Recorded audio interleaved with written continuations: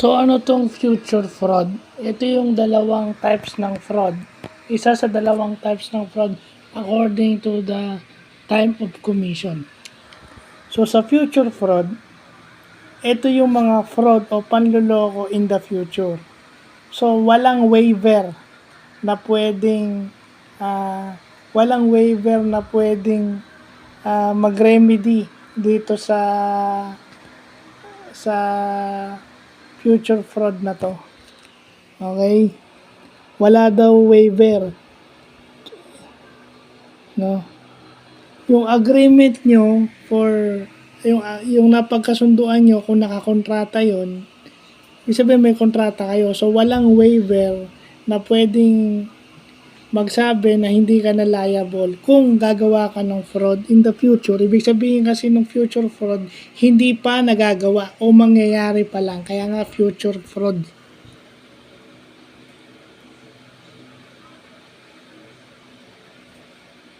So ito yung Article 1171, yung future fraud ng Civil Code of the Philippines. So under 1171, ito yung fraud na gagawin mo pa lang sa hinaharap at walang waiver na pwede kang may utang ka, may kontrata kayo, nangako kang babayaran mo, na umutang ka din, may bala ka palang lokohin o takasan tong obligasyon na to, o may bala kang takasan, yun na lang, lagay na lang.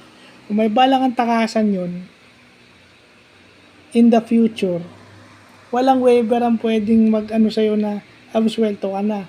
So, pag napatunayan yun, void yung agreement mo. So, ibig sabihin, pag void, walang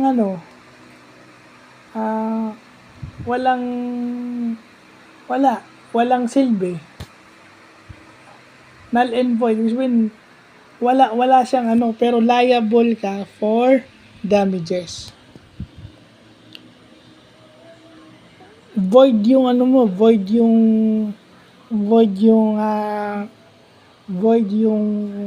agreement nyo kung future fraud.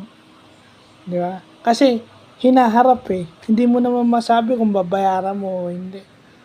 So yun yung ng future fraud. Pag future fraud pala, kasi mangyayari pa lang, hindi pa nangyayari. So walang waiver ang pwedeng magligtas sa'yo sa future fraud na gagawin mo. Liable ka pa rin kung ikaw may utang dun sa tao na yun. O dun sa yung kumpanya na yun, liable under contract terms. So yun yung future fraud. So yun pala yung 1171. So yun yung magandang natututunan natin yan. So yun lang po.